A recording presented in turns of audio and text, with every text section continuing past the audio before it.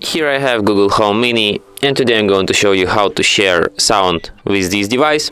Basically, just how to use this device as a speaker. So what you have to do is to just open the Google Home app, select this device here, and tap Cast My Audio, and then confirm it by tapping Cast Audio.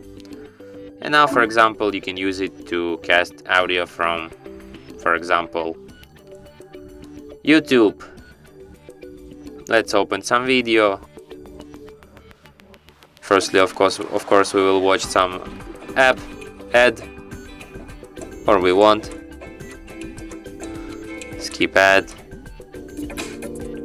And now we can use it to сделать скриншот. Для этого сначала надо будет открыть экран, скриншот, который вы хотите сделать, к примеру, экран настроек, и затем зажать комбинацию.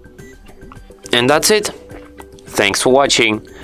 If you find this tutorial useful, don't forget to hit that like button and subscribe to our channel.